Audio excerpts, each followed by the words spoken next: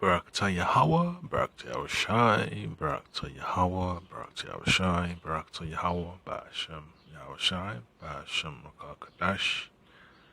Double honors and salutations to the elders and apostles of Brimstone rule well, and Akim and Akwath, holding on to this testimony of the Lord, Hamashak Yahushai, in sincerity and truth. Shalom, shalom, shalom. This is Brother Menashe DC Camp with another lesson for the hopeful elect. And this drama from the folks in the world always pushing this replacement theology. It just doesn't carry weight. It can easily be proven to be a false idea that the Lord never the Lord never made that a doctrine to be taught for our people to make it in the kingdom. All right, that the heathen can make it into the inheritance with them.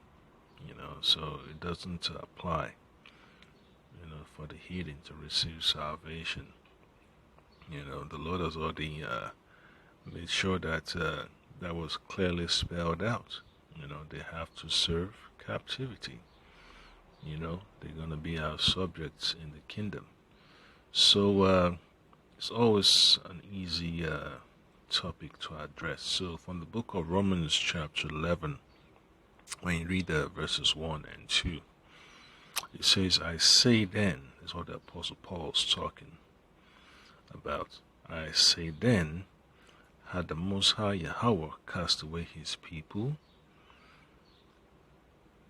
Yahweh forbid. That's clear as day. There's no further discussion, alright? To be had with these people that want to wiggle them their ways into the inheritance of the Israelites, of the so-called Negroes, Latinos, and so-called Native Americans. All right, because this is not about what you believe. It's what the Most High has set in stone. All right, it's only for a specific nation of people, the Israelites, and that's it. Okay. For I also am an Israelite, of the seed of Abraham, of the tribe of Benjamin. So the Apostle Paul meant what he said. All right, he fits the criteria of a person that can receive salvation. All right, so he's of the nation of Israel. And he knows he's a descendant of Abraham from the tribe of Benjamin. All right, so that's clear. Israel, Israel, Israel. That's why the book of Amos, chapter 3, verse 3 says that. I'll read it clearly again. Amos, chapter 3, verse 3. Alright, Amos chapter 3, verse 3. It's so clear. Alright. You know what? Start from verse 1. I read from this system here. Amos chapter 3. It says, hear this word that the Lord has spoken against you, O children of Israel, against the whole family which I brought up out of the land of Egypt, saying, you only have I known of all the families of the earth. Therefore I will punish you for all your iniquities. And that's another clear example of the Lord making it known that replacement theology is a false doctrine, and that's a doctrine for the false prophets, man. The doctrine of the heathen, to prevent our people from returning to the Lord Hamashiach Yahushua through the proper way, through the straight gates. Alright? And then it says in verse 3, can two walk together except they be agreed? Yeah, so there is no agreement between the disciples of the Lord Hamashiach Yahushua and these people pushing this false doctrine. And there is no cooperation, there is no understanding between the two. Then there is no common ground, alright? There is no common ground. That's why Scripture talks about, should have no fellowship with the unfruitful works of darkness, alright? So this replacement theology is just another doctrine that Esau's pushing out there to try to undermine the progress of the true gospel being preached, reaching out to our people. And he's going to have his agents, to cause chaos and commotion in these different churches, to demonize the prophets of the Lord that have the true knowledge, alright? So you just have to accept this with faith, right? It's not just going to be an experience where you're just going to smile all the way, to the kingdom. You're going to have challenges. You're going to have difficulties. You're going to have to deal with the negative publicity. Hey, so there is no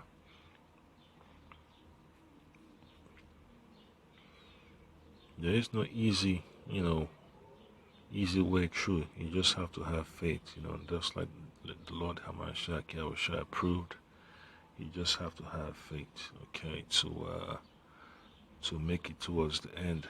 So Romans chapter 11, let's see what verse 3 says. It says, Lord, they have killed their prophets and digged down their altars, and I am left alone, and they seek my life. So that's the bitterness part of the scriptures. And this is what the Lord said to the prophet Elijah. It says, but what said the Lord? What said the answer of the Lord unto him? I have reserved to myself 7,000 men who have not bowed the knee to the image of Baal. So remember that, man. The men of the Lord are going to remain faithful to the message of the Lord, Yahweh Bashim Ashai Bashim Kwakadash, and they're going to resist this false narratives that has been pushed out there. The false narrative of come one, come all. Alright, this is no so-called Roman Catholic doctrine, man. That's of the image of the all. Alright. So the knowledge of the Lord, the wisdom of the Lord is pure. There is no room for falsehoods, all right, in teaching the gospel. Okay, so you just have to clear that out.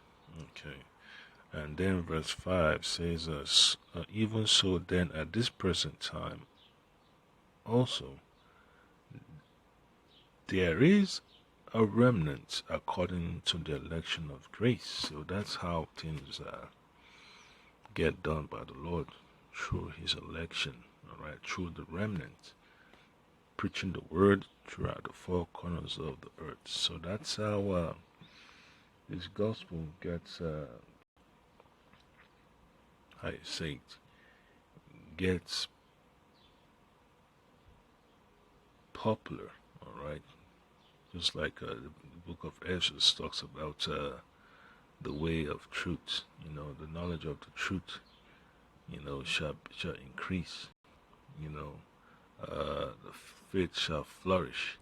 Okay, so remember that, man. There is no counsel that could prevent the gospel from being reaching its potential that the Lord has set for it. Okay, so another precept, just to remind you that The Lord has not done away with our people. Isaiah chapter 62. And then you read verse 12. Okay. No, let's start from verse 11. It says, Behold, the Lord Yahweh hath proclaimed unto the end of the world. Say ye to the daughter of Zion, Behold, thy salvation cometh. Behold, his reward is with him, and his work before him. So this is the announcement that's going to be made for the Lord Hamashiach Yahushua returning to deliver the elect of our nation from the four corners of the earth. Alright, for the Most High's glorification. Okay, and then it said in verse 12, and they shall call them the holy people. Alright, separate. Alright, separate the holy people, the redeemed of the Lord Yahweh, and thou shalt be called sought out, a city not forgotten. Alright, a city not forsaken. That's what it boils down to, man. The Lord never forsook our nation. Alright, so despite the chastening of the Lord never cast away our people. And it's mentioned in the book of Romans, chapter 1, and it's like chapter 11, verses 1 and 2. The Lord never cast away our people. So it's a simple topic, it just reminds that, the naysayers cannot bring any falsehoods, man, towards the temple of righteousness, No profane doctrine, no profane doctrine allowed in the temple, okay? So, one more precept, just to keep this short. So, from the book of Jeremiah, chapter 51, you look at verse 5. For Israel hath not been forsaken, nor Judah of his power,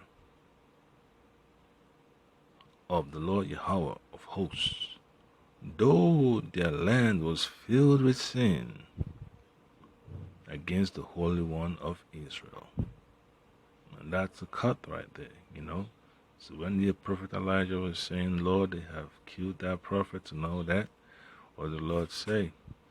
He reserved unto him 7,000 men who have not bowed the knee to Baal. So it's just clear, despite all the unrighteousness going on in our nation, the Lord never cast the nation of Israel away, alright?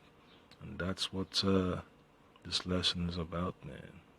So it's just to reassure our people that the gospel never changed. The Lord never created an opening for the enemies of his people to receive salvation, to partake of that holy calling, all right?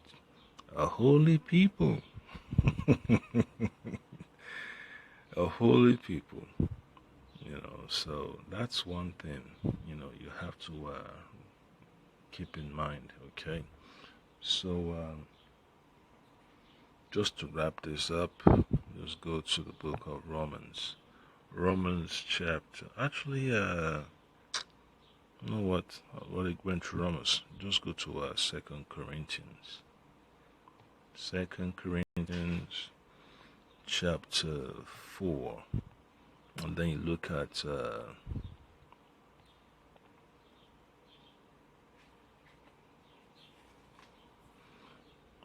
verse 8 and verse 9. It says, we are troubled on every side, yet not distressed. We are perplexed, but not in despair. So you have to experience these negative vibes in this world. When you're man of the Lord, you're going to make yourself a prey of the wicked. The world is going to have a bone to pick with you at all times, okay? And then it says, persecuted but not forsaken, cast down but not destroyed. So that's what the Lord Yahushua has made known, to his disciples. You're going to have trouble in this world, but he's already given us the peace that we need, okay, which is the wisdom, knowledge, and understanding of this gospel, and what we should be looking forward to. What's our expectation? It's the kingdom, to be delivered when the Lord Hamashiach Yahushua returns the second time in the heavens. All right. So that's exactly, what we're looking forward to. And it says in verse 10, always bearing about in the body the dying of the Lord Hamashiach Yahushua, that the life also of Yahushua might be made manifest in our body. So that's unity. That's the unity that we're striving for. It reminds you of what Yahushua's mission was when you read Matthew chapter 1 and 21. This is what the angel Gabriel said. And she shall bring forth a son, and thou shalt call his name Yahushua, for he shall save his people from their sins. So Yahushua is that ultimate sacrifice to redeem our people from their sins. All right, just like when you go back and read the book of Isaiah. All right, the book of Isaiah, chapter 62. All right, and look at verse 12. The redeemed. All right, the redeemed of the Lord, to be saved by Yahushua. All right, to be sanctified by Yahushua. All right, to be remembered of the Lord. So that was the point that I came up, Baratazar. You just keep this little note, on the side, so that way you're always ready, man, for these so-called naysayers, man, because there is no room for naysayers in this gospel. They cast out, they get their little minutes of fame, and that's it, So, Abaratza, the Lord Hamashiach Yahushua, Bashim Kakadash, we continue to uplift our spirits in this dark and difficult times, man, because we're going to need this gospel, all the way to the end. All right, Shalom.